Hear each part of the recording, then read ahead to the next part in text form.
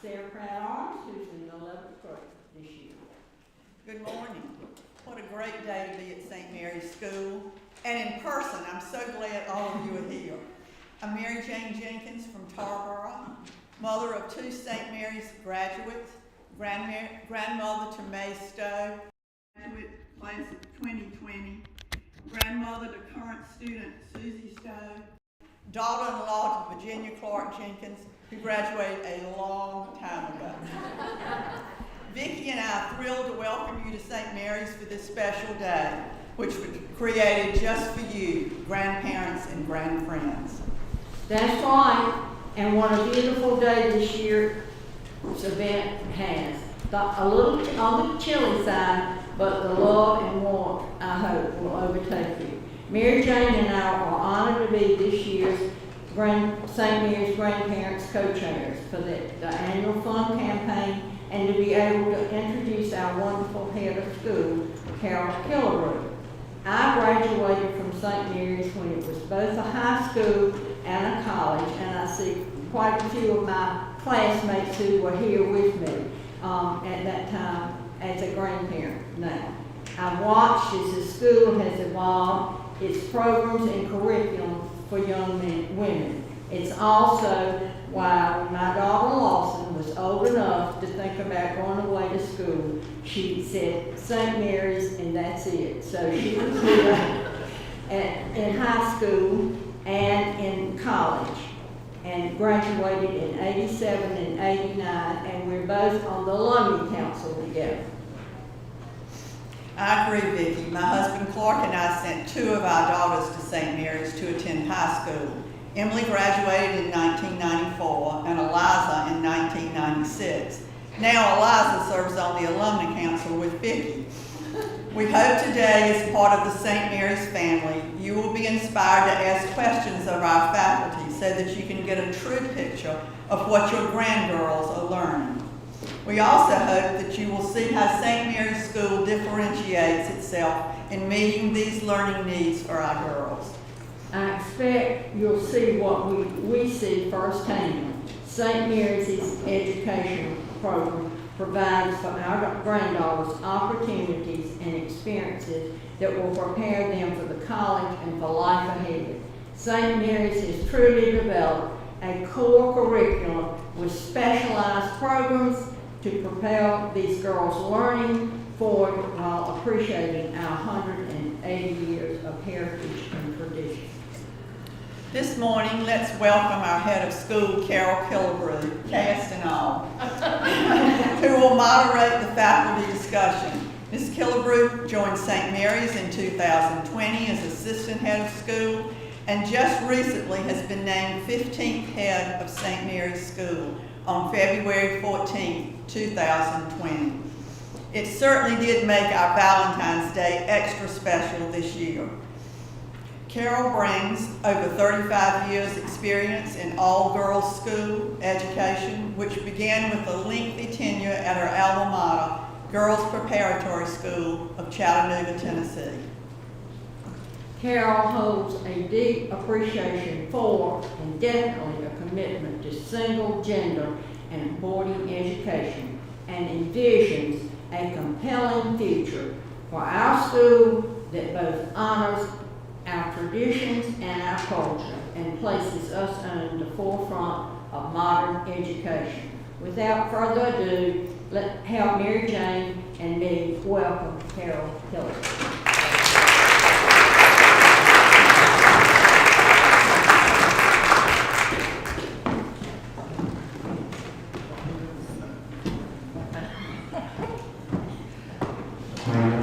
I am the only one allowed to have a break today,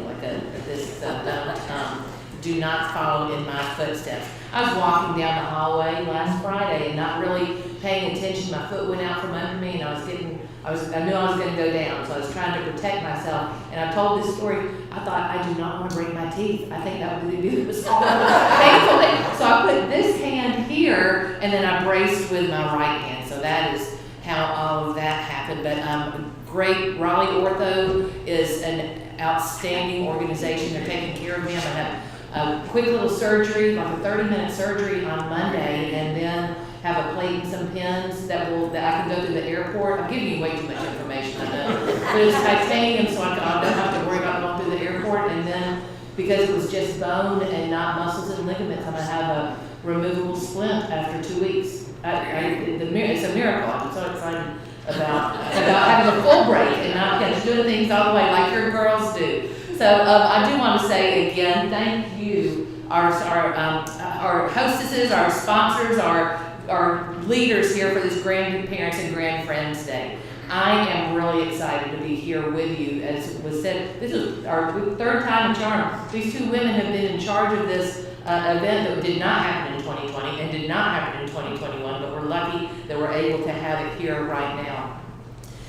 Family is so important, community is so important, and you are so important to the lives of this school. Be it if you are in the same town, or if you're phone calls or emails away from your granddaughters, just to know what they are doing and experiencing and how they are growing and having their voice is so essential for us to be able to be successful, because they do connect with you, they rely on you, and you are good mentors and partners with us as we move forward during our school year. I'm going to give you a little bit of the layout for this morning. You will hear Chaplain Maggie Stoddard and our students during the chapel service, where your granddaughters will come and join you during that service. We had originally thought it wouldn't be able to happen, but last week the Wake County and Raleigh went mask optional, and so did we. So this is going to be a lovely time to end your morning in this beautiful sacred place that we have in our St. Mary's Chapel. So we are just glad that this is happening here. And you'll be hearing from our faculty. We could bring every member of our community up here to talk to you about the wonderful things that they are able to do with your granddaughters. But we've selected some who had a little bit more time in their schedule today, and they will be up here to give you just a brief peek of some of the stuff that's going on in this little contraption here that you're going to see in a little bit. Is unbelievable from what we have gone from being able to have a tablet to a computer to these movable, portable screens that the girls are going to use. I made a comment that I am so fortunate that this did not happen 20 years ago when we did not have technology, because I'd have a hard time communicating. But being able to do voice communication or even have a large touchpad like this to be able to write is just something I would have never thought of before. But I do want to, just before we get going with the program, I know that it's just going to be absolutely wonderful, because we highlight the girls, which we want to do. We are girl-centered and girl-led. We really, we take pride, as you take pride, in the growth that these girls have through their years. Be it 1 year, the girls who come only for their senior year, or the ones who come in the 9th grade and are here for 4 years. They are so important to the growth of this school.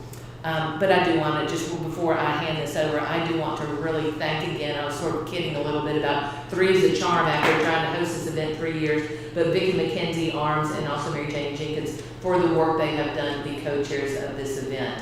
They were invited to serve, and they stepped up. When they knew we couldn't meet in person, they reached out. Part of their role is to make you all feel welcome, as you always are welcome here in this community. So I am also grateful for them, for their leadership and everything that they have done to make this day possible. We've got some gifts that we will be giving them, but they are down there, we're up here, so that exchange will be done in private, I guess, as we go through. So I'll be seeing you. I've got to pop in and out just for a couple different things, but what I want to do right now is I want to introduce you to Julie Riccardi, who is the Associate Head for Institutional Advancement here at St. Mary's, and she will, there you are. Surprise! I know, we don't have a song. Sometimes we break out in song, but we don't have that today. Yes, okay, have it. So Julie, I'm going to turn it over to you, and then I'll be popping in and out. So welcome. I look forward to seeing you later on today during lunch, and I love your granddaughters. Thank you for sharing them with us. They make this place special and unique. So thanks. Thank you.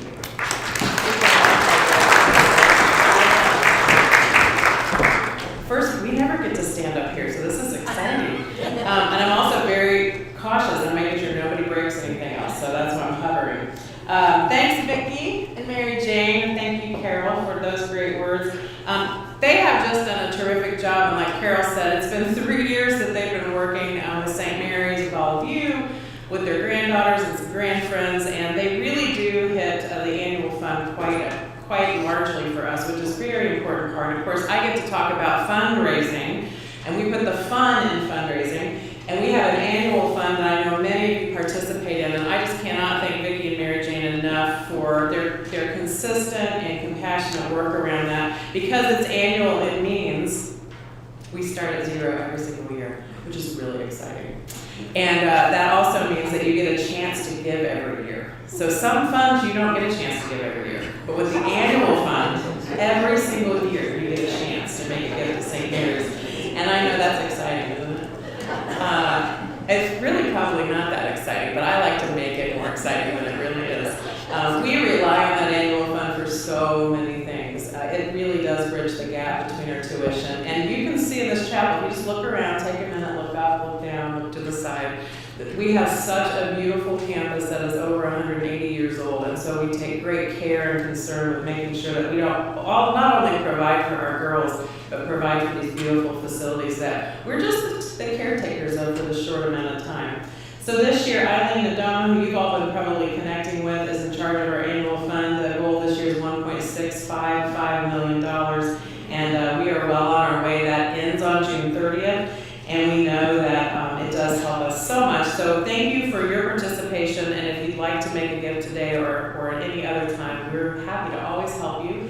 No gift is too small, I like to say, so don't worry. You can make a gift at any time, and we're grateful for what you do. You do great work, as Carol said, to create an atmosphere where your granddaughters get to be enriched because of the school, because of the faculty, but that we get to participate with them as a whole student. And Eileen gets to live on campus. Some of us get to live on campus, so we really are 24 hours a day, 7 days a week. And that's very exciting for us because then we get to see girls at every time of the day in every aspect.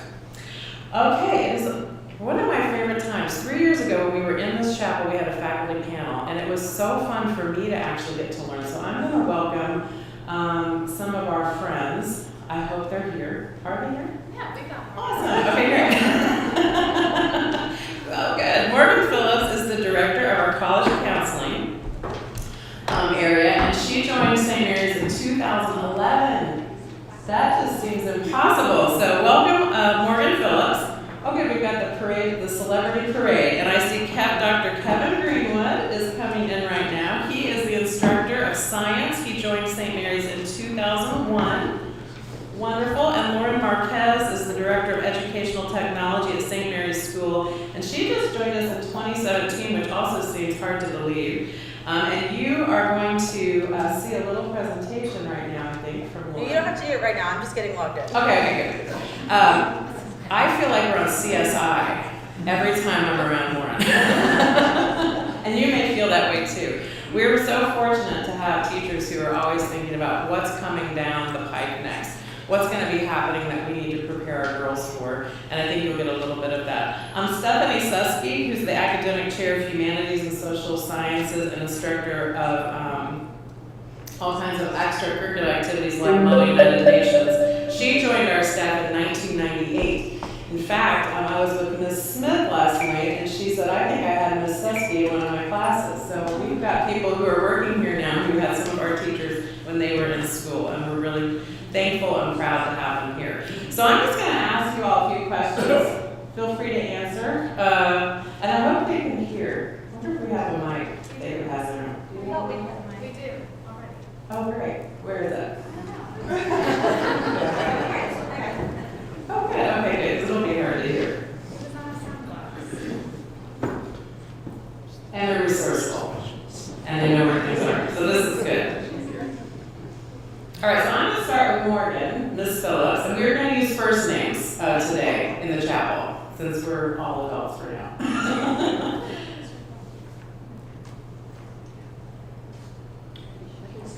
You can scream if you need to. So Ms. Phillips, I'm going to ask you, how do you feel, because this is college season, this is university is on the brain of many of our girls. How do you feel about our approach to college counseling, and how do you think it's unique at St. Mary's in comparison to other institutions? Come on, Ms. Susky. We literally just got started. I just got out of class, sorry. Let's give her some class. That'll keep us busy. Great.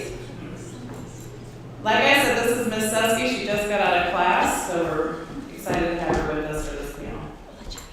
Okay, so Morgan, how do you think our college counseling differs from other schools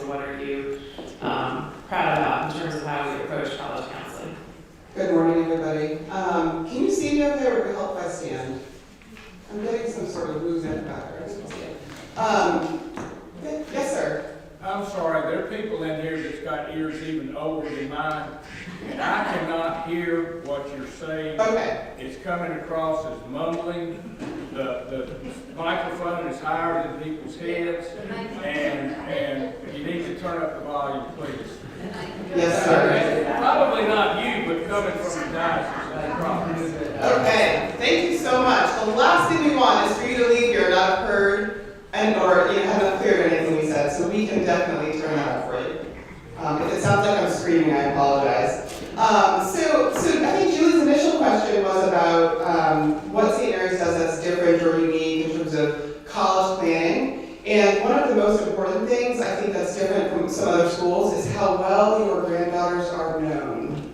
We know them personally. We know what they do in and out of the classroom. We see them in their performances. Just last weekend in the musical, you see students in all of these different settings. So at some high schools, students will come in for one meeting with the college counselor or guidance counselor, and it's a formal conference and that's it. There are probably also schools where there's no meeting with somebody who's helping you with college planning. And so we see that as just a tremendous gift and luxury in a school like this, where my caseload is about 35 students this year. And you think about national caseloads for counselors, some of them are 300 and 500. So when we have 35 students to really focus on, it helps us to really know them in so many different ways. And that brings a lot of joy to our work. And I think it helps the students feel like they're being supported to follow their authentic path in whatever that is, because they are not all the same. And so it helps us to really differentiate it, to look at who they are and what would be the right next step for them after St. Mary's. Great. Dr. Greenwood, you're next. Sure. Okay, so I'm going to ask you, what do you think you are seeing in terms of trends in the area of science today? Hi. Is it better if I come down here? Yeah. Can you hear me well? So let me tell you a little bit about our science department. And Lauren and I both teach in the science department. We have 5 teachers. I teach on the physical science aspect, and she kind of does everything, but focuses primarily on the biology. So we are very unique here at St. Mary's in that our programs in the sciences and in the laboratories are very, very active and very interactive. So I just came from class. I just walked over from East Park, and this morning we had equipment set up in the physics lab in which students were colliding objects together to analyze different kinds of collisions that could take place on the streets. Do the cars collide and stick together and slide off? Do they bounce off one another? We're looking at conservation of energy, conservation of momentum. And if you were able to come in and see that classroom, you would see that the students are fully participating. No one's quiet. Everyone's interacting with one another. They're all collecting the data. They're using the lab equipment. And they're happy. They're just happy. It's wonderful to see. But they love to talk and to interact with me. I love them dearly. It's just fun to be in the science lab and get to work together to solve these challenging problems. So that's how we like to run the program here. Lots of interaction. Now, I have a son that goes to a public school. He's not quite allowed to come here. So I'm always asking him what he's doing in his class, and he says it's rather drab. So we're always comparing notes. I'm always smiling about how much fun I'm having at St. Mary's, and he's always a little bit not quite as excited as I am. So. I have always appreciated our teachers in the science and math area because I wish I had had that when I was going through school. You might be sitting there thinking the same thing. The first time I walked into a class of Dr. Greenwood's, he was talking about a magic pot. pot, and I can't remember what you were doing, but it was some experiment, and I thought, what's the magic pot? So I stayed there to see what he was brewing, and I think it was just a basic chemistry experiment. But the way that they attack the curriculum, I think, is really important because it brings out curiosity in our girls. So and I think that's just vital. And again, I wish I had had that. But someone once told me, as an adult, I can have my all-girls experience at St. Mary's. So Ms. Susky, I'm going to pass it to you. Would you be willing to tell us what each grade level is probably working on and experiencing in your area of the humanities and social sciences right now? Yeah, can you hear me? Is it better if we walk forward? Okay. So the curriculum in the humanities and social sciences, in the 9th grade, students study world history about to 1200 or so. And then in the 10th grade, they studied world history from 1200 to the 20th century. In theory, it's the present, but we don't quite. That's a lot to cover even in 2 years, as I'm sure you know. And then juniors take U.S. history, and this is the most normal course sequence. And then the theory is that we narrow as they get older, sort of in the same way you would specialize. You take general requirements at the beginning of college, and then you specialize as they get to know things better. So they start more with survey courses, and then they narrow. Seniors will take a religion course. They have a choice between world religions and ethics. You can take AP psychology. You will take U.S. government, or you can take a comparative government class, either on the honors level or at the AP level. And I'm missing something. Maybe I'm not. Yeah, next year we're going to add an ethnic studies class. So we've had economics, we've had entrepreneurship, so we occasionally add electives to that. Does that answer your question? It does, and do you want to describe a little bit of how you specifically get outside the classroom? Because you've been outside the classroom a lot in the last month or so. Yeah, I'm going to tell you what my dream is, and then I'm going to tell you what my reality is. And they match up okay, but my dream is never going to. If you let me design my ideal history class, it would be a traveling history class. Because if you're going to talk about, if you traveled, you know what I mean. There's nothing like being there and seeing it, right? Learning about it and then seeing it. I would adore that. That would be really hard to do with world history, both for the expense. It's difficult. But I do it as much as I can. For my government class, we just went to Washington. Except for last year, for the last dozen years, we've done that. And my goal in taking my U.S. government class to Washington is that I want them to see and meet with the people that do the things that we've talked about. I think after taking a history class, some of them experience, it feels a little jarring to them because history, it's sequential, it's a story, it can make sense. But to understand the various cogs of the federal government, and I teach the AP course, which means that in the fall, they learn the 3 branches, they learn a little bit about civil rights and civil liberties, but in the spring, we learn about what I talk about as being the other actors on government, which are political parties, interest groups, the media, all the things that are really important to our government, the voters, the people. Right now we're looking at statistics, who tends to vote which way, depending on, social class or education level or gender, that kind of thing. And so when we go to Washington, I try to meet with the people who do those things, and we're lucky we have a lot of people here who know somebody or know somebody who knows somebody. And so on this trip, we met with Pete Williams of NBC News. He just broke Justice Breyer's. He was the one who broke the retirement for Justice Breyer. We met with Jennifer Griffin, who has worked around the world. She had fantastic stories. She left college and went to South Africa and ultimately joined, I think, the Associated Press, and then lived around the world. Now she's a national security correspondent for Fox News, and she's married to Ray Myrie of NPR News. We met with somebody who does opposition research at the Democratic Congressional Campaign Committee. We met with a lot of people at the Republican National Committee. We met with Deborah Ross. We talked to her staff. My girls learned that Washington is run by 25 to 28-year-old people, which what is that? Not always good. That's not a 25 to 28-year-old, right?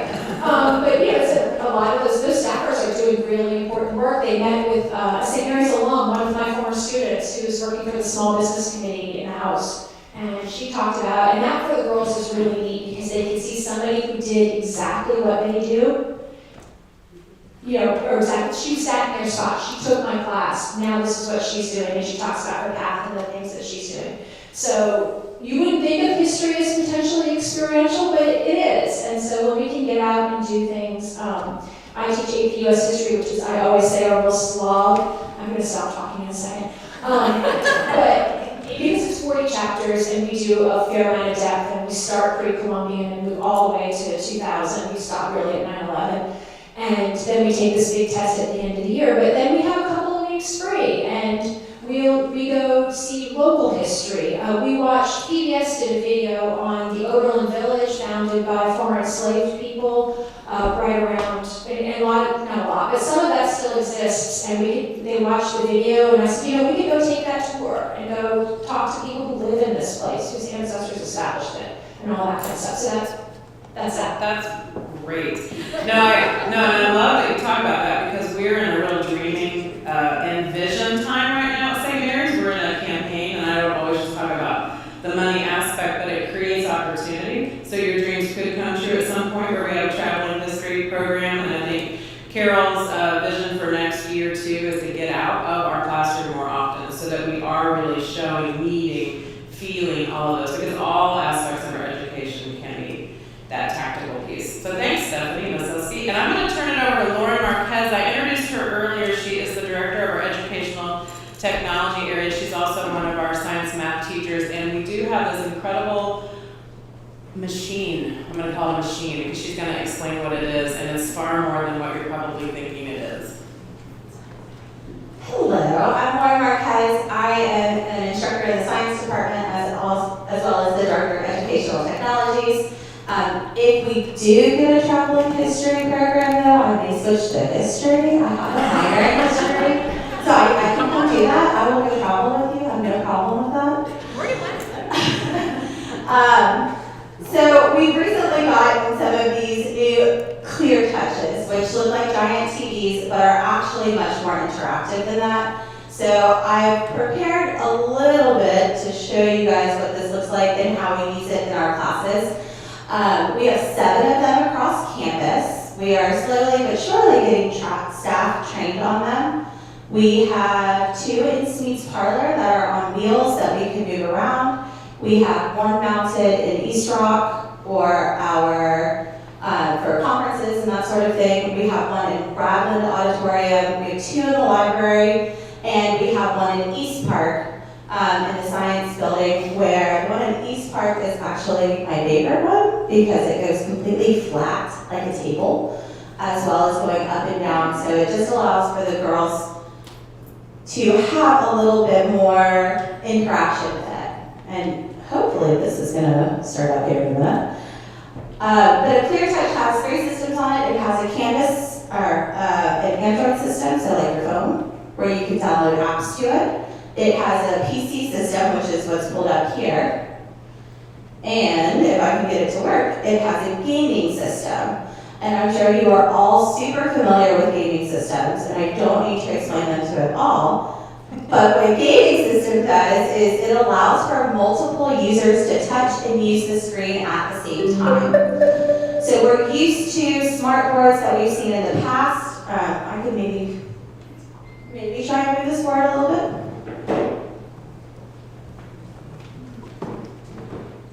Yeah, just where that we can see this a little bit better. So it allows for a gaming system, and it actually allows me to take this screen and divide it up into multiple users using it at the same time. So I start, it looks like this. I can then scroll across like this. There are up to 20 touch points on this at the same time. So I can have almost my entire class up here doing something on it, editing documents at the same time, and it's not waiting for one person to do something and then waiting for the next person to do something. It's very, very interactive. So I'm going to show you actually what I did in my biomedical class and what's coming up soon, and it won't have updated from what they did this morning in class, but this way you can see how it was initially brought up for them. So I've divided divided it into 4 screens, which you can hopefully see. It's got the same screen on here 4 times. So I had my students working in groups this morning to triage patients. It was a biomedical class as part. It's the first of our biomedical engineering and sciences pathway. So they were triaging patients. They were learning about emergency medicine right now. We started off with the pandemic, funny enough, and now we are actually in the field. We're learning how to pack wounds, how to do disaster relief. They're about to start building mobile medical facilities after some sort of natural disaster scenario that we give them. So they've been divided into groups, and now my screen is frozen on me because technology is awesome. So I'm going to restart this. Let's see. Oh, yeah, see. We're going to close the program. We'll restart it. So it's divided up into those 4 screens that you can see there. And each group was able to go up and edit on their screen in real time. And so they were up there brainstorming, deciding who's going to determine the medicines, who's going to determine the medical staff that's going to be there. And, all right, fingers crossed this works, guys.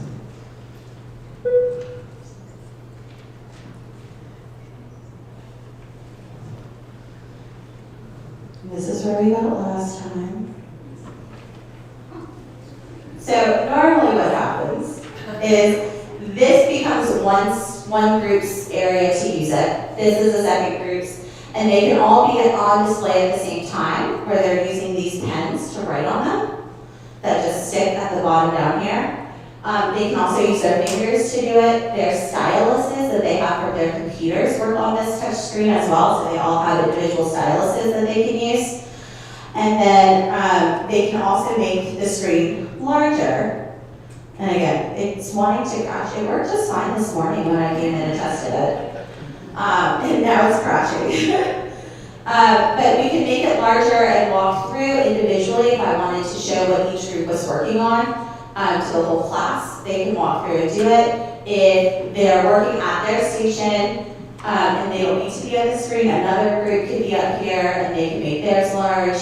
And they can rotate through with everyone being able to theoretically touch this at the same time. Now, what I have in mine, like I said, goes completely flat like a table. So I actually had mine completely flat like a table, and I had everyone surrounding it. And as you can imagine, you're thinking about this and putting it flat, you would think that the people who are up here would maybe be looking at it upside down. And that doesn't happen with this gaming system. It allows you to rotate this window up here so that it is facing the student, so it doesn't matter which side of the clear touch they're on, they're always looking at it the right way for them. They're never looking at it upside down. I'm really upset this is not working right now, like really upset. We can go down to East Park maybe, and I'll show them what it looks like on the tablet, on the actual table. But it's gonna crash again for me. You know, Lauren, the other day you were explaining too that with your biomedical that you're doing testing for substances, you're doing basically like your forensics pieces. Could you explain that? Because I think that flat part of being able to turn this might help. So our biomedical class is divided, we have 4 major units. The first unit of the first year, they act sort of as CSI and they're crime scene investigators. There has been a death on campus. It's very traumatic. It happened in the science classroom. We have a dead body laying out on the floor of our science lab so that they can collect real-time data. They go through and they do all of the tests. If you've ever watched an episode, That's not a real body. you wouldn't know that. We put a wig on it. As long as we did a sweatshirt on it. So we run, if you ever watched an episode of CSI or even, any of those crime scene shows, they did all of that. So they did blood typing, they did blood spatter analysis, they ran a toxicology report to see if she had any drugs in her system, all fake drugs, not real ones. Just a simulation of it. They learned how to investigate a crime scene and collect clues and then how to take those lab experiences that we really never get into college until college, and they're now being exposed to those lab techniques in this course. Their second unit, they are doctors in hospitals. They are residents in not in a hospital, sorry. We're in physicians' offices. So they are working in physicians' offices, and they learn how to take blood pressure. They learn how to, and we do make them do it with not the automated cuff. They have to actually pump it up and breathe it on. They take heartbeats, they take respiratory rates, they learn how to draw blood, not from each other, it's a fake arm. It's fake blood, it's just water. But they do learn what that looks like, how they would have to insert it, how much pressure is actually required for it, how to tie things off. Then they diagnose patients, so they run genetic testing, and they diagnose a patient, and then they're given, at the end of each of these units, they are given a brand new problem or case that they've never seen before, where they have to take everything that they've learned up until then and apply it to this new case, whereas I'm sort of hands-off on that point. Our third unit, like I said, we are in emergency medicine. So we started off in a hospital and there was a pandemic, there was an outbreak, and they had to go through and actually determine and contact trace through the hospital to figure out which patients had it. Once they narrowed that down, they had to find the source of it, then they had to identify the bacteria by plating and doing gram staining, and all of these things are things that I did in college, but weren't really available to me in high school. And so now they're learning these techniques at a younger age. And then our next one is going to be all about, innovation. Oh, I'm really excited for that one, like very excited for it. We're still in the planning stages of it right now to make sure it's all there. But they're going to be given different tasks, and they're going to have to guide their peers through these lab setups. And a lot of the labs we do are labs that are done in actual labs. And right now, Jennifer Hull and I, who is another teacher in the science department, our chair, we are doing professional development to add the third in the course, just called medical interventions, where they will get even more hands-on lab techniques. And in medical interventions, we follow a student at college who's they have to diagnose her, I believe it's with meningitis, and then they look at the effects of that. We'll go into some cancer and some gene therapies in depth of what that looks like and how you treat it. They'll get to do a lot of these simulations and hands-on experiences that, again, I did, but I did in college. Like once I got to my higher level biology courses and was working in a lab, they're now getting that experience in high school, which is just, it's an incredible thing to put on their resume, an incredible thing that just exposes them to actually doing the science as opposed to just hearing about the science. That is great. I want to transition to Morgan real quick because one of the questions I had for Morgan as a college counseling director and leader who's been here for so long is your perspective on what you really think an education at St. Mary's does to prepare our students for college. Stairs, Kimberly? Okay, thank you so much for that question. I prepared a few things on this topic, and so I'll share you with two of them. One of the ways in which I think our students are prepared for college is those self-advocacy skills. And we work on those in the classroom with students from 9th grade through 12th grade because we have time with them as college counselors in the classroom. And so part of that is, you may not have thought much about what a college application looks like at this point. It changes every year, but it's very different than it was probably when you applied. And when you're thinking about the activities list, for example, when students are talking about the things they've done outside of the classroom and showing them off, some of our students have a hard time feeling like that feels like bragging to them, or it's uncomfortable because it's self-promotion. And so we really work with them to think about how can you position yourself and share all of the amazing things that you've done in a way that's comfortable and authentic, that doesn't feel like you're showing off. But of course, we do want them to show off a little bit. Just managing the tone of that and the way that it comes across.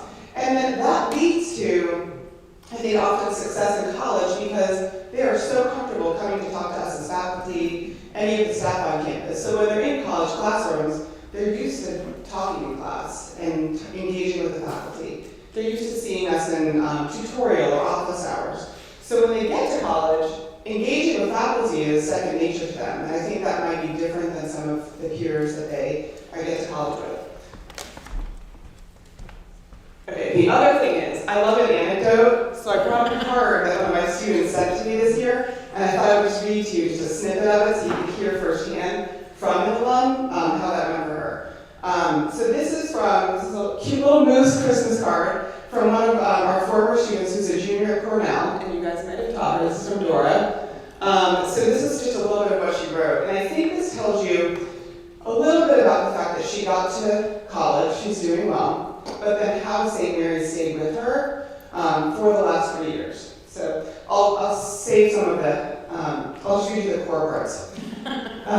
Starts with Happy Thanksgiving, so it's a little bit before Christmas. It's pretty cold and snowing in Ithaca. All right. It reminds me of the hot chocolate that we had in advisory. I miss you in SMS a lot. And then she goes on to talk about two of her friends from St. Mary's. Wendy and I are planning to fly to LA for this winter break so we can meet with Julie and spend some time together. And then she says, I totally agree with what you told me back then, that high school friends can last beyond high school. All of us think we had a great time at SMS, and it shaped us to who we are today. I can't imagine high school without your help and support. So that's just like, she rarely updates me on how she's doing. During COVID, she was virtual for a period, and she just let me know how life was going and where she was. But it's an example of somebody who she came here to have a great education and be prepared for college. But what she left with was these lifelong friends. It's not what she was seeking when she came. And the fact that that stayed with her and that these connections have, I think, impacted her whole life is really a special thing. But also that she's at this highly rigorous college, right?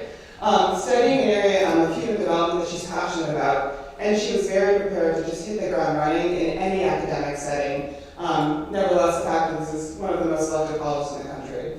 So that's really exciting, and it's heartwarming because this work that we do with students, sometimes when they leave and graduate, you're like, I hope they're doing well, but you don't hear from everybody. And when you do hear from them, and you hear that things are going well, it makes you feel like the work that we do here really matters, and it sets them up for success in college and in life, which is really gratifying. Thank you. Ms. Susky, Stephanie, would you mind sharing what you're seeing happening? Now, you talked about your dreams for our program, but what do you see in terms of teaching the humanities and social sciences these days comparatively? You've been here for A while. a little bit of time, so yeah, how do you see trends happening in terms of what girls need to know today? Well, I mean, I feel like, to be honest with you, a lot of the skills that we do in humanities and social sciences are skills that just everybody needs all the time. A lot of times people say, what do you do? And I say, I teach history and government, and then somebody says, I hated that in high school, but now I find it really interesting. I would be a rich person if I had, a dime, if every time someone said that to me. But the thing of it is, I think if it's well taught, it's interesting if it's at the moment, too. And it becomes interesting not because you're forced to memorize facts and spit them back. And what I always say to those people is, well, then you must not have been very well taught, right? Because if that's what you have to do, that's boring. Unless you're being really, really, really love it, it's not interesting to memorize information and regurgitate it. But when you can analyze, wait a minute, why did things happen, right? What caused this? What effects did this have? And we're seeing that a lot this week. There have been a lot of questions in my classes about the situation in Ukraine. What does this mean? And why is this happening? And what does Putin want out of this? And all of that. And of course, the answer is there's a history here, right? But it's that sort of analysis, those skills, they're not new. That's not a trend. That's something that we've always aimed for. Another thing we aim for is clear communication. Can you make an argument and defend it? And you probably know better than I do. That's not something that's limited to the historical field. There are lots of places in the working world where you have got to be able to make your points succinctly and defend it. I know engineers who write reports, and that's what an engineering report is. I saw this, and this is what needs to be fixed, right? And so we work on those sorts of skills. Probably a newer emerging skill is understanding your sources. Where are you getting your information from, and can you rely on that information? So that's a skill we've started to really work with students on. We don't start them out, for instance, researching on the internet, because that's a really big place. And they can run amok. I remember one time I had a student say, they had to turn in their sources, and she had one, and you really don't have to do all that much sometimes. You can just go to About on the webpage and find out who these people are. And so I went to the About on this one, and it was this man in Australia who said, I'm not a historian, I just really love World War II. That's great. And I'm glad that there are those people doing it, but that's not a source we want a student using, right? So then we have the opportunity to say to them, okay, we don't know who this man is and who his credentials are, so can we source it? So that's something I would say is that we have to work on more now than we used to when it was just books in the library, which I'm old enough that that's when I was in college, that's the world I lived in, that I read on paper and I lived in a different world, right? So I would say that's something that's newer, not new. Well, to your point, I think probably an add-on to or just an expansion of the attention we pay to writing and papers and citing and all of those pieces, because it's a critical part of the work we do that stems all of our different areas of our curriculum. Mm-hmm. What do you think is one thing that you want a student to take away from your area? And how many students approximately are in your area year in, year out? That might be a trick question, you don't know the exact number. But do we find all of our students take humanities all 4 years? They have to graduate. So they have to. So are there classes that they enjoy, or are there more popular classes? Are there classes that they're asking for that we don't have yet? I think, what surprises them is, we're doing the 1920s now, and like I said, they're big survey courses, and philosophically I agree with that, because I feel like a survey course in high school gives you a nice base, and then you can specialize in college. My feeling is if you take too many specific, some schools will offer more specific classes, like the U.S. in the 20th century, and then that fulfills your U.S. history requirement, which is fine, but then, of course, we've missed a few centuries, right? And so you do some holes there. So I like a nice survey course as a basis, and then you can start. So I suppose if we got, bigger, or if we were able to offer more things, we would probably do more specific courses. I would love to do a U.S. in the 20th century course, because even though it feels like we do so much, for instance, in my U.S. history class, we are scratching the surface of any time period. So we just, today I covered the Flappers, the Harlem Renaissance. I'm trying to think of everything I covered. We looked at pictures of people dancing in Charleston and the jazz singer. And it was through the 1920s, but I'm really just showing snippets of all of this so they get a sense of the decade. And then we can move on and, have the crash. And I kind of lost my train of thought. I'm not sure I answered that question fully, but. Well, I think we're always looking to also communicate what are our requirements to for our girls to graduate, but also, what are the things you would want to do as a teacher? I think to graduate, they need a good, solid basis so that they can go on. One of the things about high school, and I think it can be frustrating when you're in high school, but when you're beyond high school, you can see the value of it, which is the way life often works, right? In the moment, it's not always fun, but then later on, you're, oh, okay, is that they get a taste of everything. I was not a science person, though I might have been had I had our science teachers, but because it was not experiential at all when I did it, and it felt really like memorizing and regurgitating, and it just didn't stick with me very well. But you get a little sense of all of those things, and it helps them move beyond that then, and at least they have a little knowledge of everything, and then can specialize in college and graduate school and beyond, whatever they decide to do. So that's sort of the idea behind the curriculum and the idea behind what we do. Thank you. So Dr. Greenwood, I'm going to put you on the spot a little bit and ask you, is there a question you can ask our grandparents? Do you have any off the top of your head quizzes that you like to use when you're around grandparents? Could it be anything I want? In the science area.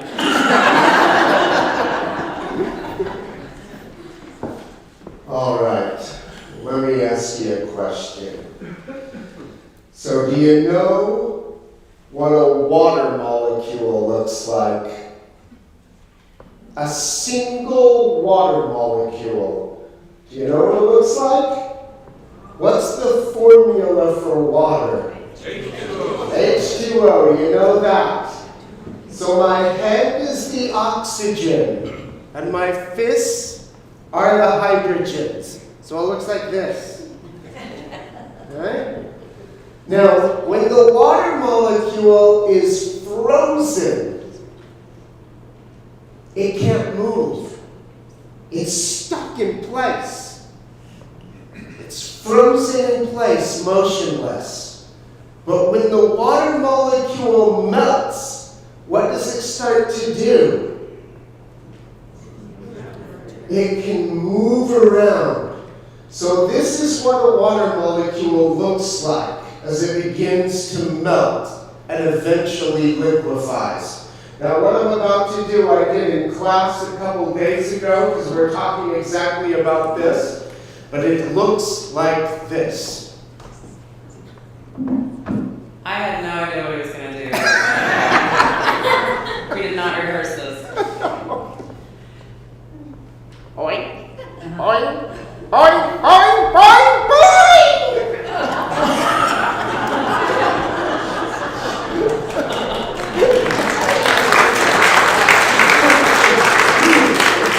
So once the water molecule is liquefied, it's able to vibrate and to rotate and to drift, to translate. So we help the students visualize what's going on at the atomic level. If you can imagine it, you can understand it.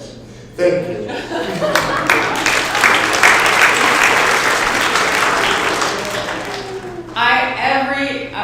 Every time I'm around our faculty, I do wish I could go back and go to high school. There are lots of elements I'd never want to repeat, but I think being in the classroom would be one that would be really exciting at St. Mary's. So, Morgan, can I ask you another question? Yes. All right. I'm going to ask you what you think the experiences are for each grade level at St. Mary's when we talk about the relationship to college counseling. Great. I really wish that I could be as entertaining as Dr. Greenwood is. And now I know that I'll remember that. Like if I think about being a visual learner, that's really memorable for me as a non-science person, so thanks for that. So you probably have grade daughters at different grade levels at St. Mary's. And so in 9th and 10th grade, one of the things that's really neat is through our seminar program, the college counselors come into the classroom twice a year with both those grade levels. So a lot of times when they're in 9th grade, they know that they're pursuing college, that that's a goal later in life, but they're sort of like, I'm just in 9th grade, I don't know where I want to go or what I want to do. And they're just, they're so young and they're still learning so much. So 9th and 10th grade, we get in the classroom and we start talking to them about what makes a good college, right? Most of you sitting here probably hope for your granddaughter to go to a good college. That's a fair expectation, I think.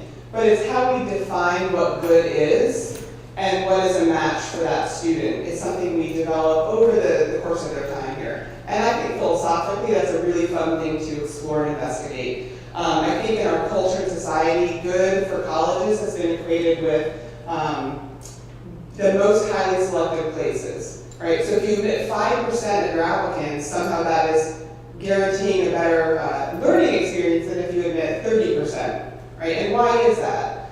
There's some reasons we could go into that might explain that, but it's helping the students really probe at these expectations of what is good and what is not. I know that some of you sitting here are probably thinking about your affiliations with colleges, maybe your sports affiliations, and sometimes those influence students as well. I've definitely had students here who talk about their family athletic, the teams they cheer for, and so some teams that some schools they cannot consider for college because that would be a breach of the family affiliation.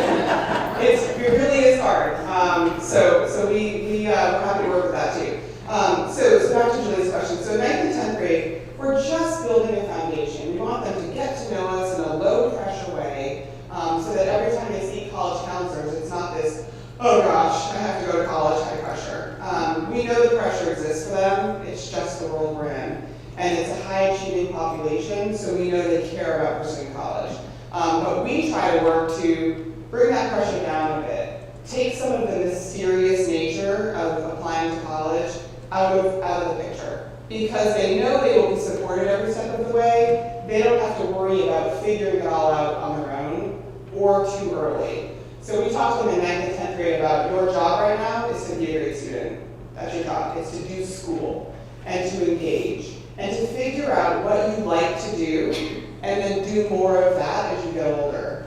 We talk about sharpening the edges so that you don't, this idea of being well-rounded that used to be much more common. Probably for most of, I don't know, the last 50 years or so, this idea that we should have service and athletics and religious life and, maybe dance or be in the play, like all of these things. And now I think sometimes students are seeing greater success in college admissions when they're sharpening edges. So there's something they're particularly good at or interested in and doing more of that thing. Because it aligns with their interests, it tends to fit really well. A few years ago, our representative from Georgetown University was visiting campus here, and she made a comment to say that as a university, they are looking to build a well-rounded class, not necessarily to enroll a class of well-rounded people, right? So as they craft their class and make decisions, the people with sharper edges, so the cello player, right, and the costume designer, all of these particular talents and skills, they can bring them in to make a well-rounded university, and they don't need the students to come in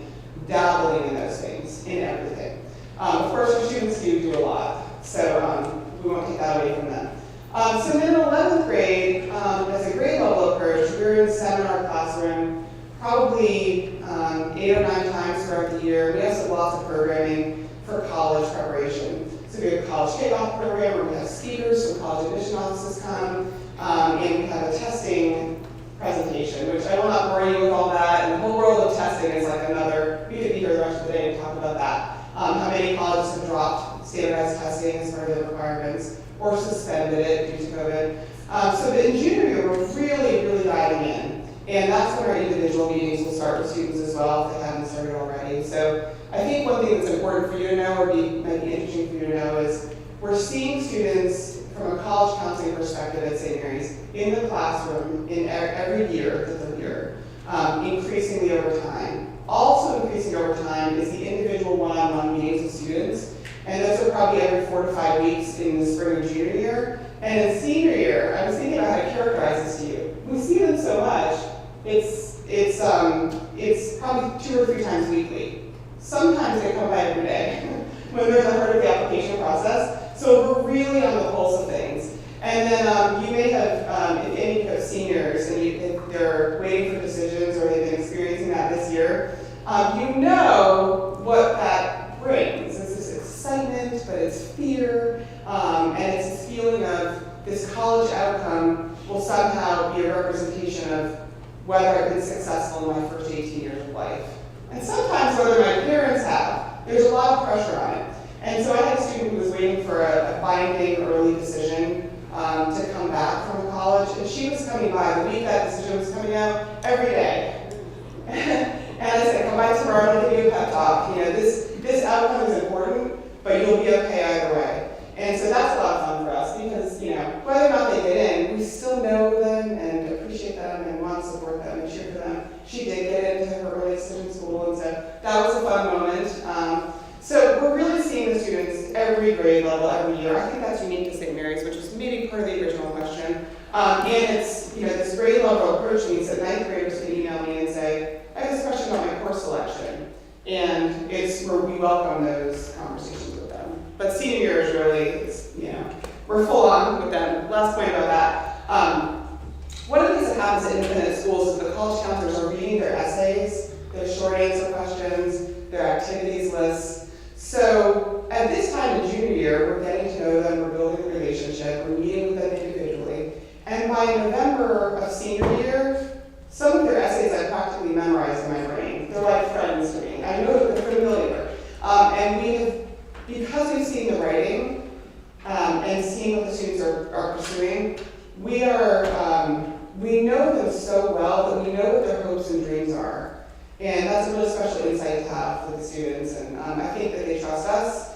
And some of that comes from this counseling idea that we approach our conversations with that's unconditional positive regard, and that we hold them in. And probably as grandparents, you get to hold them in that position too. they're just so special. So we're not going to college, and we're not placing our values on what their choices are, but we're wanting to look at what do you really want, what is a fit for you, and then sort of promote them to get to that place. I can keep going. It's so exciting. You're so lucky to have this students experience with them. I want you to tell them one more thing, and I may tell them for you, but you can maybe elaborate on it. One of the things we talk about is a growth mindset at St. Mary's, and I really love and live into that too. And there have been many times I've learned from Morgan and others in the counseling center on how to reframe.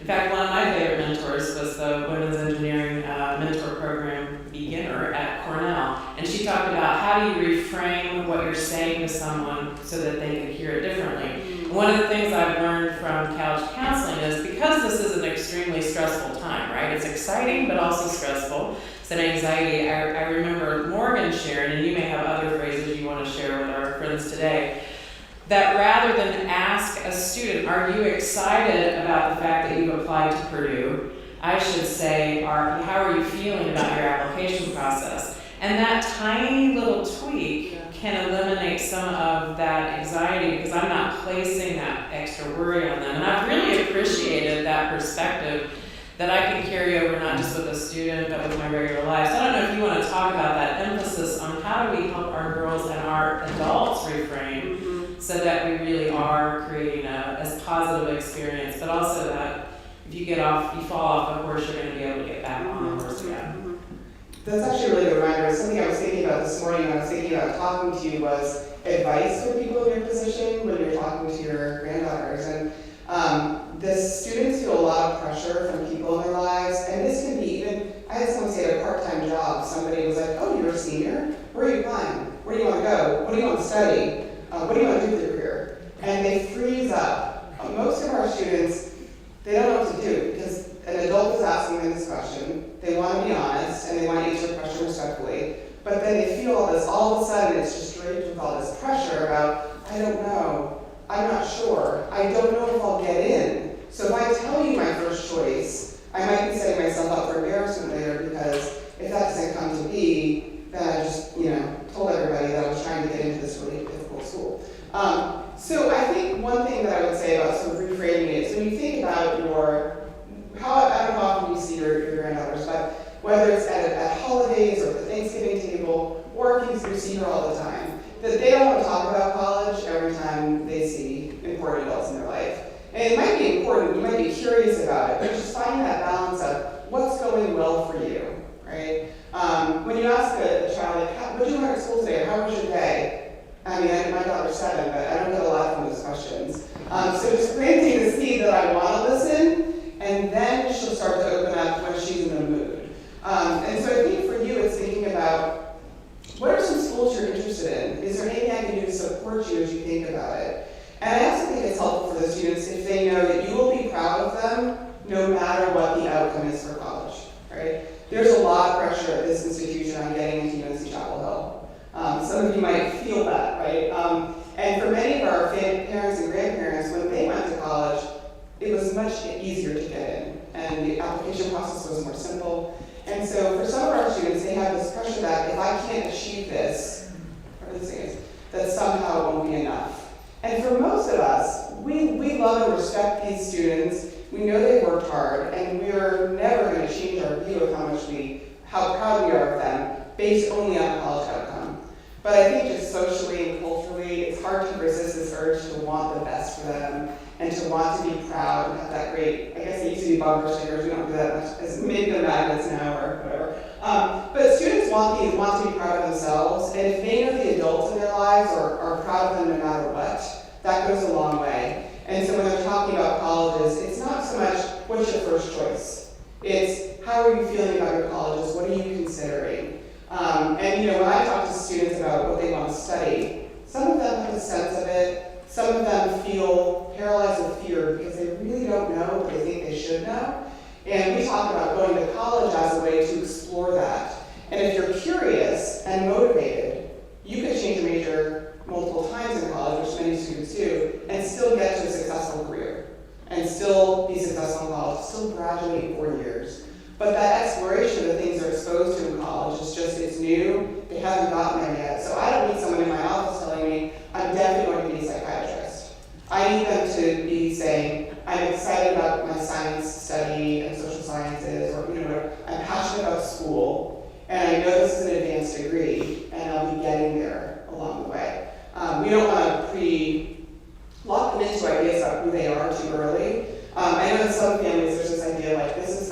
academic child, and this is the athletic child or whatever. And really we want to allow room for them to grow and change in life so they can become their authentic self.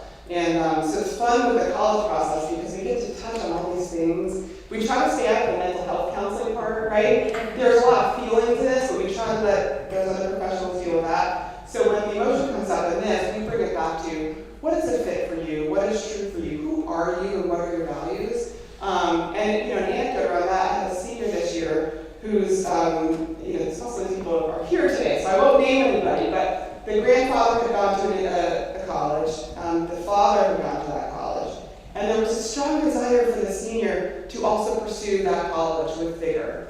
And she would come into my office and wrestle with that, like, I know it's a great place, I like this other place too.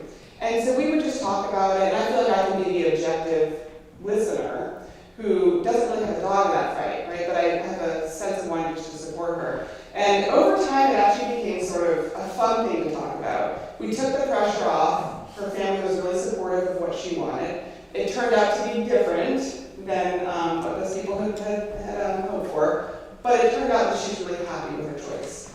And she feels proud of it, and the family got behind her and supported it. But I can tell you, she walked in the door right now and I said, so how about that? Do you still want to throw in a late application? She would laugh, right? Because we removed the pressure and everybody in her life supported her so that we can have a little fun with it too. That's great. It is a lot of pressure. Oh, I know. Lauren, I want to ask you another question because this title of Educational Technology is on the newer side, and I can guess that one thing you would love to have is better Wi-Fi connection. But what are some other things? Why is this an important aspect of the work we're doing here, and what do you hope to bring to St. Mary's in terms of technology? Why is technology so important? I don't think we can do anything in our lives anymore without technology. I think technology just sort of surrounds us, be that good or bad.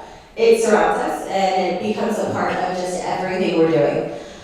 Your daughter or your granddaughters are growing up as technology natives. They have been exposed to this since they were children, since they were babies. It's something they've always seen. And at the same time, they're not entirely technology literate. The same way I will say my generation was, where I grew up with the technologies coming out at that moment. So I think when we went virtual because of COVID, it sort of showed that we had this need of, the girls have laptops and they know how to open them and they know how to use internet and they know mostly how to use a paper, write a paper in Word. They don't necessarily know or remember to save that paper as frequently as they should. Especially, surprisingly, it was the night before history papers are due.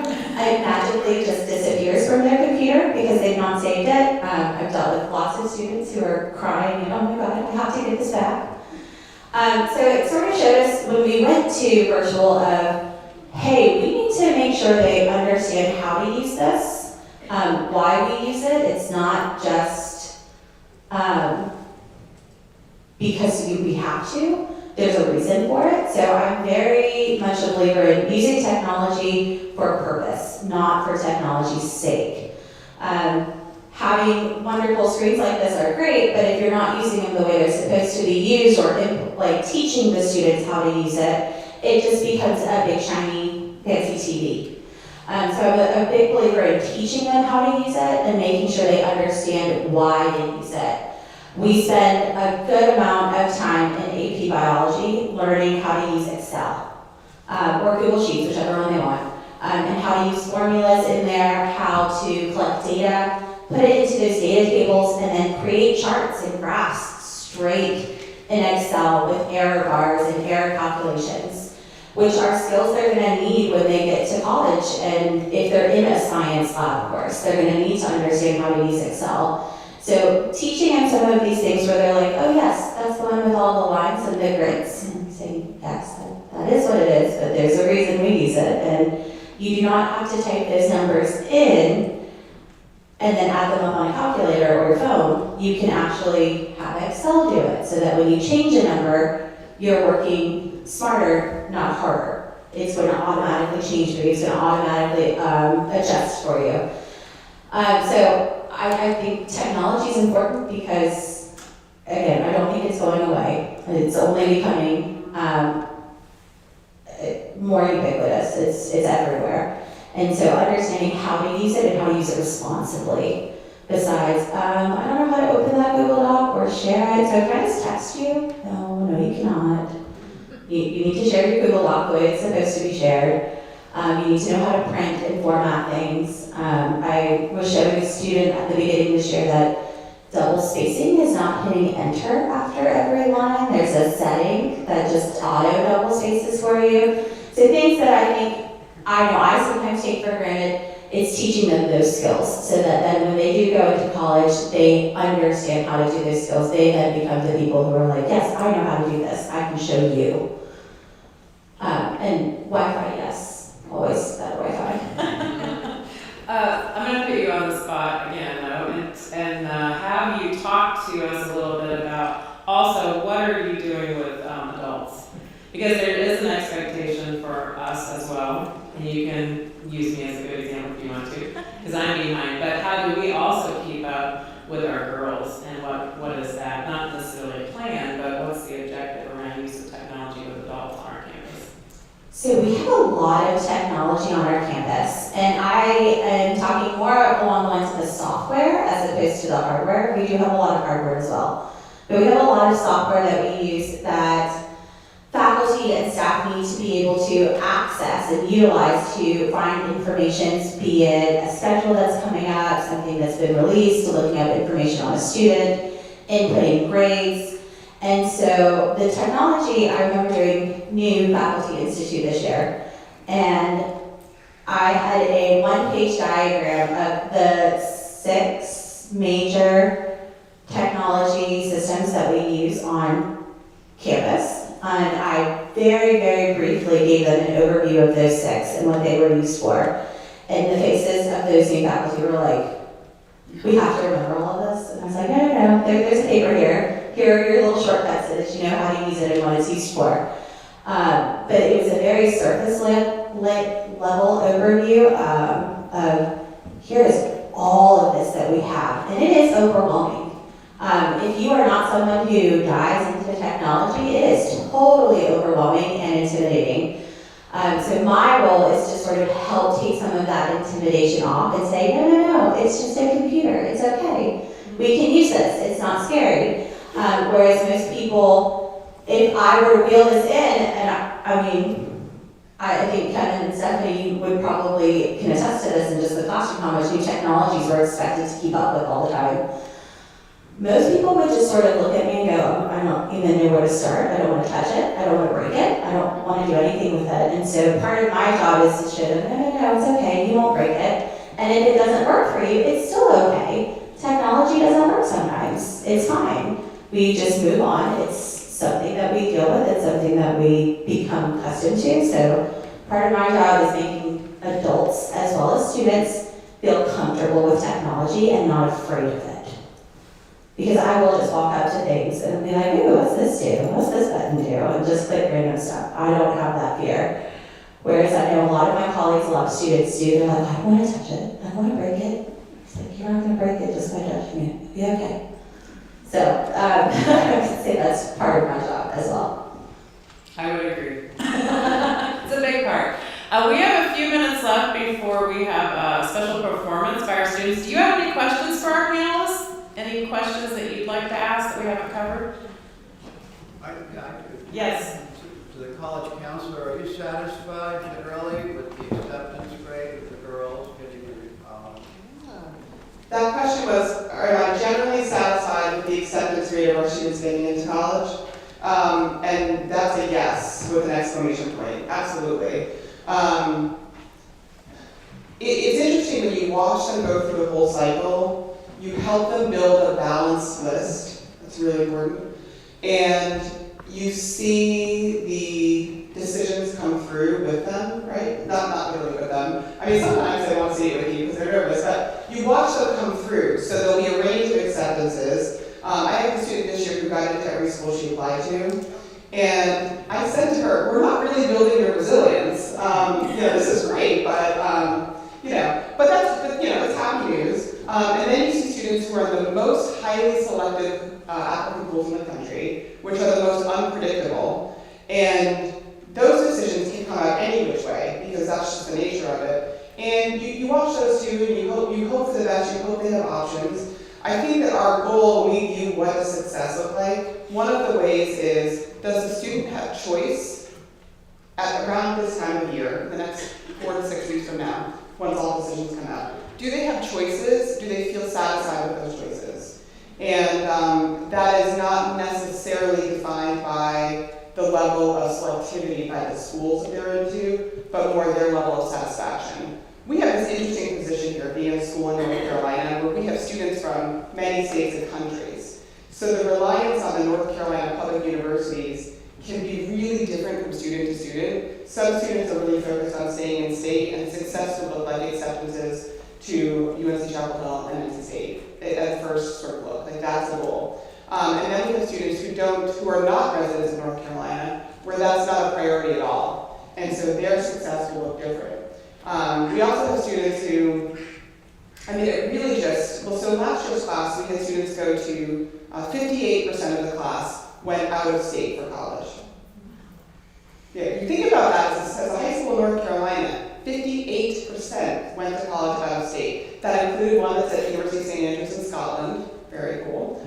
And it also includes a school in Canada, didn't last year. But when you think about that number, and since the spring of 2020, it's crept up about 2% each year. And if there's something I would say I've learned through COVID is not to try to predict the future. And so I thought that year of 2020 would go down, the percent going out of state. And it's actually been creeping up each year. So the idea that with 58% going out of state, I think is just really interesting and shows you that our students are looking further afield than lots of other students at high schools in North Carolina. I think that's a strength of the school because you get exposed to a broader worldview, but it definitely does not take away from the great institutions we have that are close by and the strong interest our students have in them. Just for another data point, last year we had, in a class of 78, 13 students enrolled at UNC Chapel Hill and 11 at NC State. So if you think about those two numbers, it's a significant portion of the class. And it's one part of the story to show you that they're getting in at solid rates, they're getting acceptances, and they're enrolling. But then once you get past those two schools, it's this huge other range. I think they went to 46 different colleges out of last year's class, right? So when you think about it, there's definitely this high volume that's going to those two schools, and then after that, it's this huge variety. And we like the variety too. I think that's healthy for girls to look beyond just what they know. And then some of them who stay in state think about how they're going to go study abroad and really get an experience in the country, either the home base for college in North Carolina. So yeah, overall, we're really proud, we're really satisfied, and every year it changes a little bit, and every year we still have that sense of pride in what they've accomplished. Okay, we have some new people joining us. We might be. I know. Will you tell us too, Morgan, how many our senior class size this year, and do you know how many schools they've applied to? Okay. That gives you a good idea too. Okay. There's 69 seniors in the class this year. Last year was 78. Next year, I think we're projected for 92, 95. So those numbers affect how things shake out every year as well. What is that number? Of the 69 students, they probably applied to 400 or 500 different colleges, or submitted, maybe not different. They submitted that many applications to probably 150 institutions. What was the other part of that? No, well, yeah, I didn't say what they've been accepted to, because I know it's still. Well, 100% of them have a college acceptance, right? So that's easy, right? When we think about, can you go to college? Yes, there's a huge range of selectivity in the world. Everybody can get into college. That's an easy part of our job. We can build a balanced list. So that's never the issue. The issue is how satisfied are you and how do you feel as you go through the process with the options that become available to you. We have some students who are on wait lists already, and that's anxiety-inducing because they can't control it. They don't know what will happen. And that's where as grandparents, maybe as a final word, just to say that anything you can say to your, especially to seniors and juniors who try to feel it, that letting them know that you'll be proud of them no matter the outcome, even if it's not your athletic affiliation, just to know that, all of their hard, our students work hard, they really want to be successful and feel successful, and lots of different college outcomes can lead them to success in life. I often say to them, we're not just trying to prepare you for the best college acceptance that you can have. We want you to hit the age of 25 and 30 and feel like you've had a fulfilled life, that you're thriving, and that you've been really positioned well. That can happen from going to any college. I really genuinely believe that. But I know that each student and family has their own set of values around what that looks like, and so we also want to work with that. So it's really about the family and not about us. No, thank you. We have time for one more question. Yes? Just, what's the average class size? The average class size varies, so I would say probably around 70 for every class. Do you mean individual? Yeah. Oh, you mean from first year? Classes. It's probably between 15 and 22. Probably fluctuates in that range. Yeah, they're pretty small. Sorry, I thought you meant total. Okay, so we have time for one more. That was a good one. Anybody else? Great. Then before the chorale comes on, I want to say thank you again to our faculty members for spending time with us today. I thought you were incredibly insightful, hilarious, and also creative. So thank you.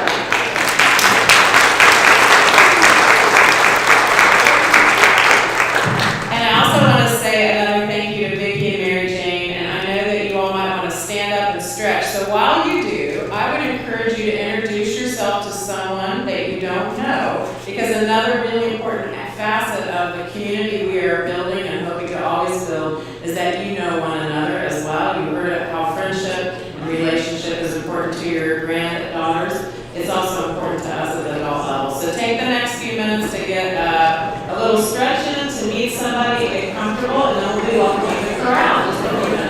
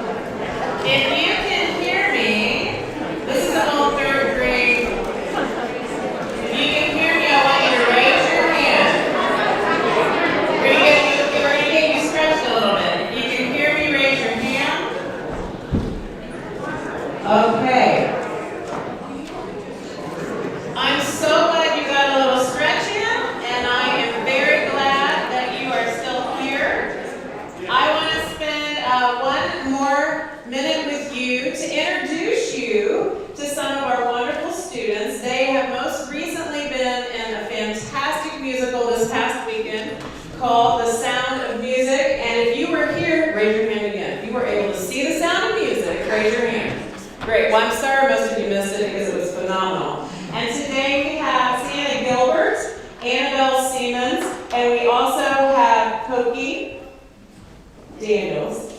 Correct? No.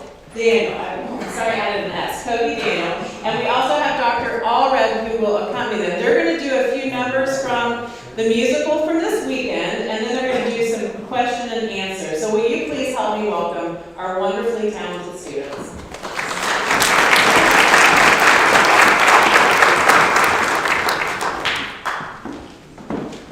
Hello everyone, my name is Annabelle Siemens.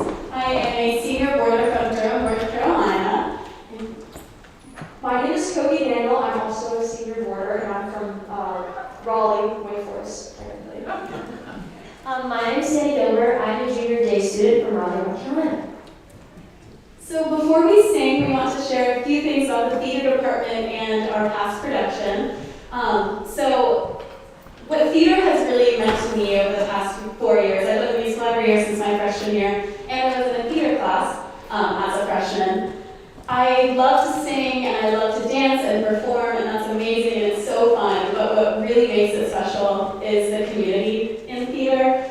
It's just such a safe and loving space where I've made the best friends and the best memories, and I know I'm really going to miss it next year, but it's just made the past 4 years so special. And I've always said that perfectly, how I would say it. But to add on to that, I love the community, of course, and I love getting to meet the cast and crew throughout our tech week and throughout all of our practices. I also really love telling a story and performing and just being able to make people feel something. That's like my favorite thing ever. And yeah, I'd say that's what theater means to me as St. Mary's.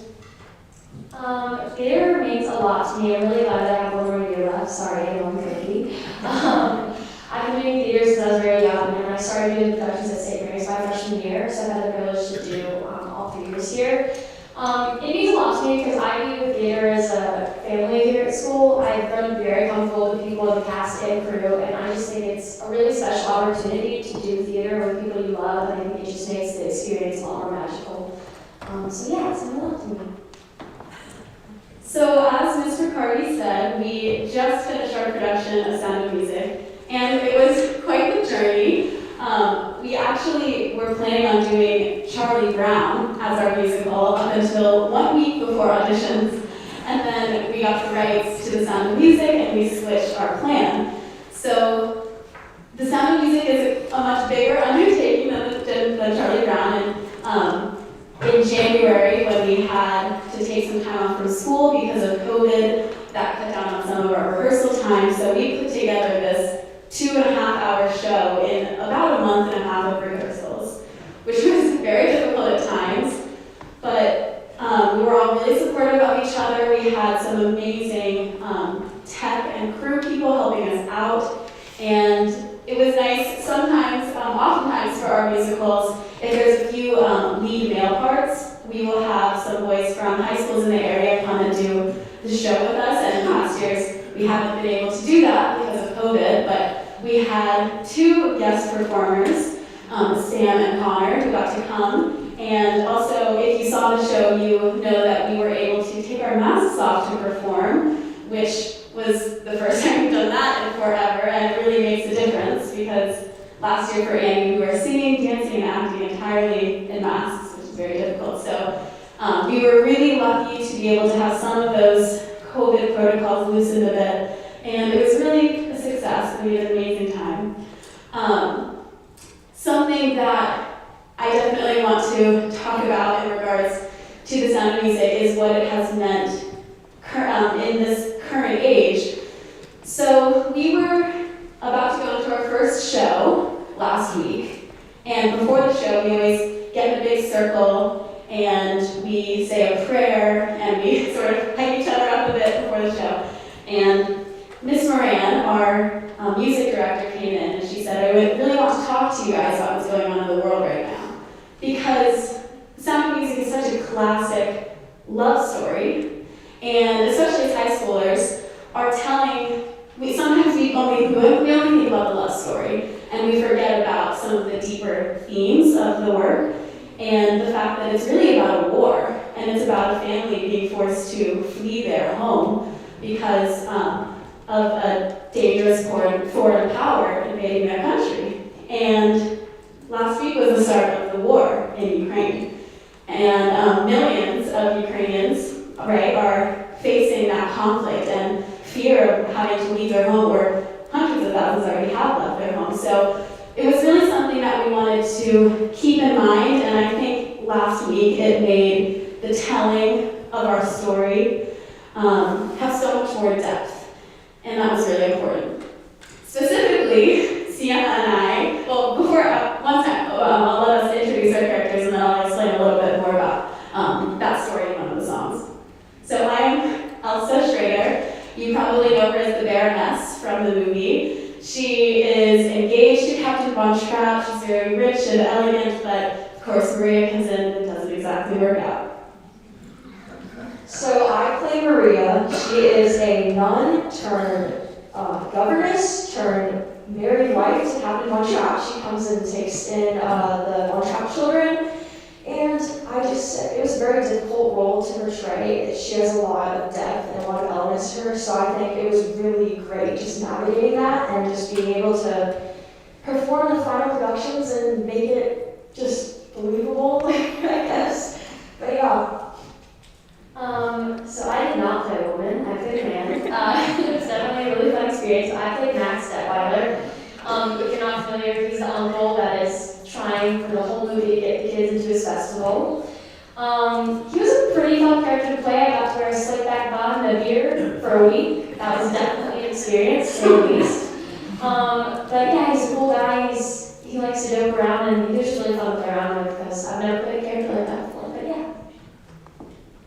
So Elsa, the Baroness, and Max are sort of best friends in musical production. And something that's a little bit different is they have some new scenes in the musical that are not in the movie about various things. One of them is the fact that Elsa and Max have the view that the captain should sympathize with the Nazis, or at least ignore them and carry on, because there's no way to stop what's happening and he needs to protect himself.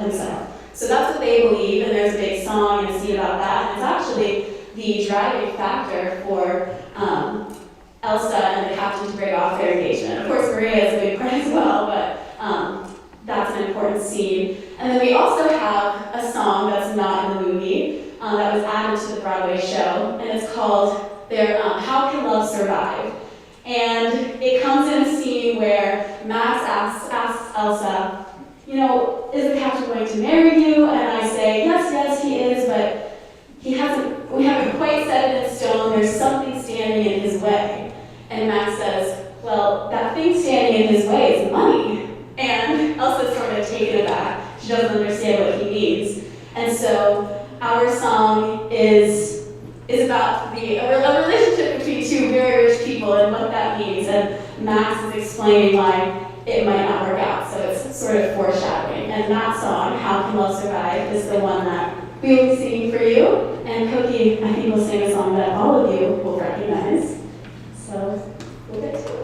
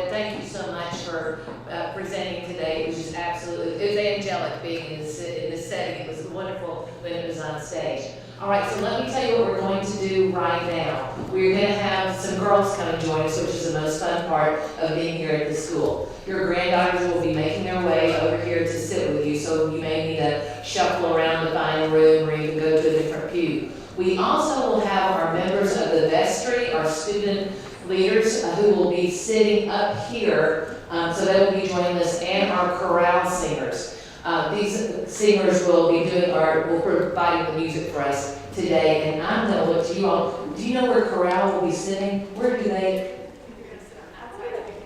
Okay, they're gonna sit over on this side, so there could be more room over here for grandparents if you all need to move and get granddaughters to come in. So it's gonna be a little bit of a shuffle, and then meanwhile, we will be taking chapel today because all the rest of the students are in our Pittman auditorium. So we're gonna have a little bit of a move around. If you all need to stand, you've been sitting quite a long time, or need to get out and walk over to the restroom down the hall, that too. But your granddaughters will be here soon, and then we'll get started with our beautiful chapel service today in this beautiful place. Thank you.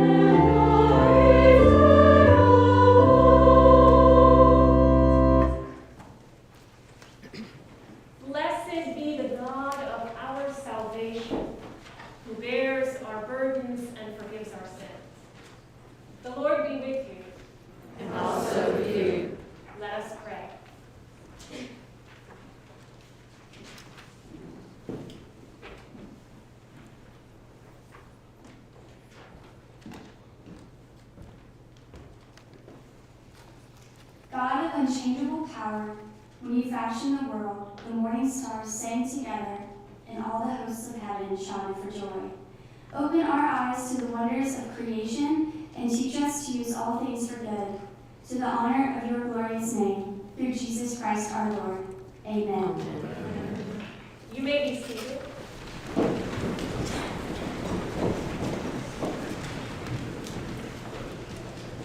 Our canticle of the day is Canticle 9, the first song of Isaiah. The text is included on your worship bulletin.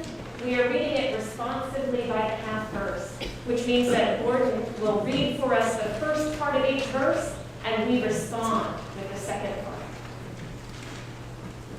Surely it is God who saves me. I will trust in him and not be afraid. For the Lord is my stronghold and my sure defense. And he will be my Savior. Therefore you shall draw water with rejoicing From the springs of salvation.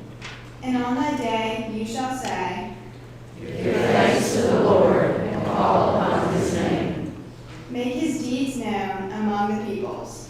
See that they remember that his name is exalted. Sing the praises of the Lord, and he has done great things. And this is known in all the world. Cry aloud, inhabitants of Zion, ring out your joy. For the great one in the midst of you is the Holy One of Israel. Glory to the Father, and to the Son, and to the Holy Spirit. As it was in the beginning, is now, and will be forever. Amen.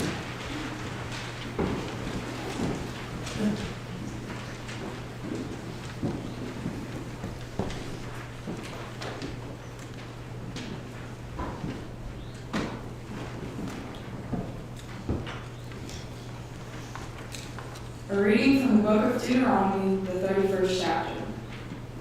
When Moses had finished speaking to all Israel about the need to follow God's commandments, he said to them, I am now 120 years old. I am no longer able to get about, and the Lord has told me, you shall not cross over this Jordan. The Lord your God himself will cross over before you. Joshua also will cross over before you, as the Lord promised. Then Moses summoned Joshua and said to him in the sight of all Israel, be strong and bold, for you are the one who will go with this people into the land that the Lord has sworn to their ancestors to give them, and you will put them in possession of it. It is the Lord who goes before you. He will be with you. He will not fail you or forsake you.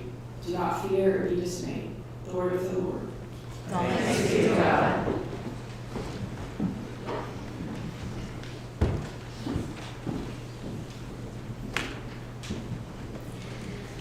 As the child of a preacher, I have found myself spending a lot of time answering questions. Questions about my family and our lifestyle, questions about traditions, questions from those who know me well and also from those who do not. Though I have learned to find beauty in the frequent inquisition, I would be lying if I said it didn't sometimes feel exasperating trying to formulate a response. Upon discussing plans for today's message with Chaplain Stoddard, I realized that sometimes the best way to deliver answers is through the sharing of experiences. No parking. Again. My mom finally finds a spot. My two sisters and I frantically follow her through the large wooden doors. The procession has already begun, and I sigh. We're late. Again. The ushers eventually allow us to join the rest of the congregation, and we search for our reserved pew in the back on the left. When I was younger, I felt as though we should be sitting in the front row like the royal family. But as I matured, I realized the intent behind my mother's seat selection. The less attention, the better. The service concluded when my dad made it to the end of the aisle, winked at my sisters and me, and said, walk in love as Christ loved us and gave himself as a sacrifice to God. I navigate through the sea of parishioners, mindful to offer each a smile and quick wave, and carefully dodge kind women with 1,000 questions. It was time for Sunday school, where it seemed I would be crucified for answering a question incorrectly, yet merely acknowledged for a correct response. My peers scoffed. Of course she knows the answer. Her dad is Father Greg. My dad is an Episcopal priest at St. Michael's Church here in Raleigh, which is 8 minutes from my house and 10 minutes from the Dunkin' Donuts my mother has taken us to every Sunday for the entirety of my childhood. Despite his role, my mother and sisters and I were late to church often. Okay, probably 97% of the time. Donut detours and the battles my mom faced getting 3 young girls dressed and ready didn't lend to punctuality. I can only imagine the thoughts that filled parishioners' minds as the family of the Reverend strolled in minutes after the service had begun. I remember holding on to feelings of embarrassment, trying to conceal my face, and wishing I could shrink to the size of an insect to avoid being seen. I enjoyed checking off each hymn and prayer with my black pen each time they concluded, and felt confused when my mom refrained from taking a program on our way in. How would we check off every individual step of the service? I didn't understand why my sister slouched in our pew reading Harry Potter instead of kneeling for prayer, and I certainly made sure to recite every line of the Lord's Prayer and the Nicene Creed from memory. I learned early on that my behavior was monitored, and it felt as though the hundreds of eyes that observed me walking down the aisle to communion were also watching as I walked through life. However, the figurative spotlight I have felt shining on me throughout my life has helped me acquire values of tenacity, strength, and poise as I have grown from a young girl into a confident woman. These traits have become apparent to myself and those around me during the past few years. When I first entered my St. Mary's School as a 9th grader, I was prepared for new endeavors, but taking the leap was scary. I have pushed beyond my comfort zone by trying new things, running for class officer positions, and tackling tough courses. However, one of my most meaningful experiences and leadership roles has been serving on the vestry. Throughout my time on the vestry, I've received a myriad of beneficial lessons. One in particular being that you do not have to experience an eye-opening epiphany or overcome life-changing obstacles to grow closer to God. Though these events can make a large impact, we all have different journeys. It does not take something or someone monumental to reach a destination. My role caring for the chapel and serving for St. Mary's has given me a community for worship that is connected to my dad, yet not directly associated, and allowed me to explore my personal relationship with God and a setting free of preconceptions regarding my faith. I wonder how Joshua felt when Moses declared him as the new leader of the people of Israel. I wonder if he felt nervous, or unprepared, or if he felt like all eyes were on him, and he was going to be under an unwelcome spotlight forever. But Moses told Joshua the truth, and it's true for all of us. Wherever we may go, whatever we have to do, God will be with us. Moses says, "It is the Lord who goes before you. He will be with you. He will not fail you or forsake you. Do not be feared or dismayed." Maybe that's the greatest gift of faith. Faith that is passed down from each generation to the next. Knowing that even when those came before you, who taught you, who led the way, can no longer lead you, the Lord will be there. God will be with you, and with me, and with all of us, wherever we go. We have no reason to fear, and will never walk alone. Amen. Amen.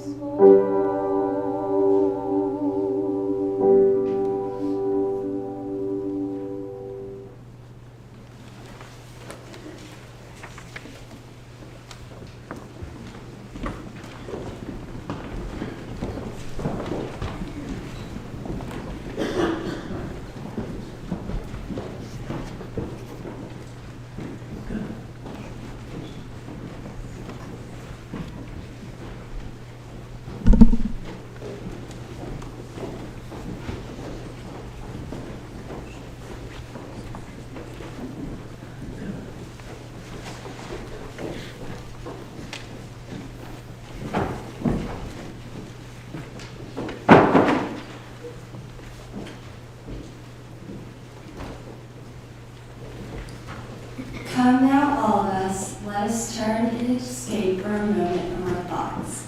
Let's put aside our cares, let our distractions wait. Free yourself and rest. Let us enter the inner chambers of our souls. Shut out everything except God and that which can help us in seeking God. The Lord be with you. And also with you. O God, we give you these moments and ask that you meet us in them.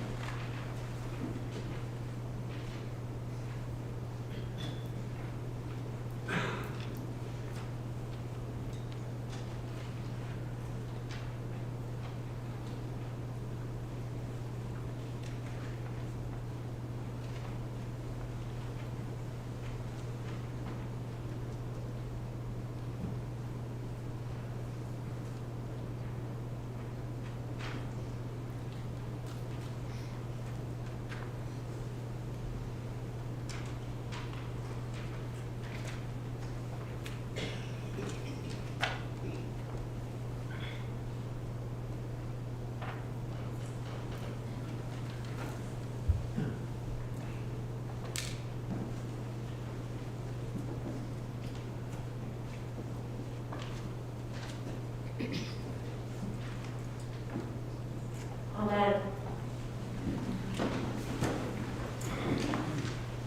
Friends, as we come very close to the end of our chapel service today and we prepare to listen to our wonderful chorale sing the school hymn, I just want to take this opportunity to say from myself, from the members of the vestry who are the student chapel leaders, and from all of us here, we're so happy that you're here. Thank you for coming, for taking your morning to be here. It is so exciting for me to look out and see this intergenerational crowd. It's wonderful. So thank you, thank you, thank you. Also, I want to just take an opportunity to say thank you, Coco, for sharing that wonderful and thought-provoking message with us. So I think let's all give her a round of applause.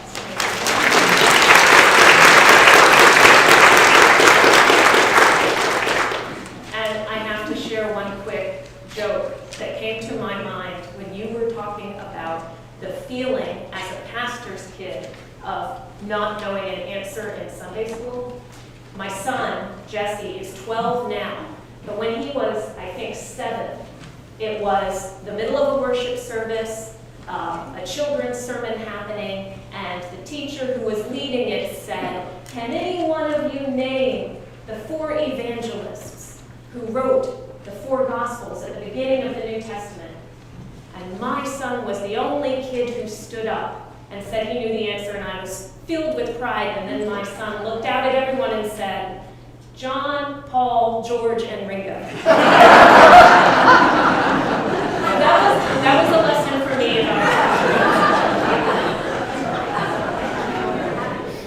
scripture. So as we prepare to sing the school hymn, I want you all to know, you may be aware, but we have this tradition here at St. Mary's. Whenever we hear the school hymn, those who want to, those who feel comfortable, as we stand, we put our arms around each other's shoulders, and we sway back and forth through the hymn. It's a sign of our togetherness, our community. So I invite you, if you feel so moved, to do that this morning as our wonderful singers share the school hymn with us.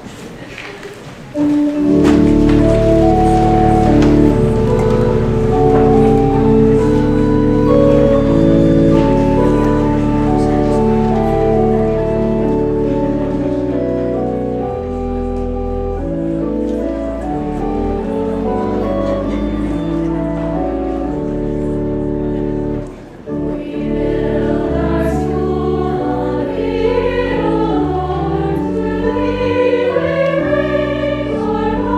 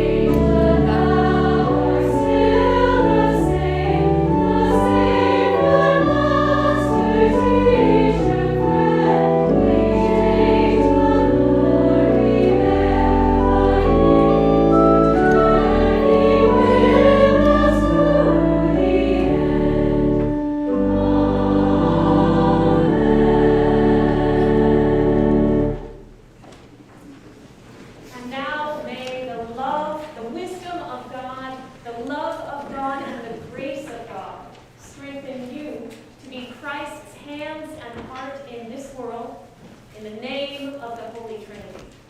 Amen. Amen.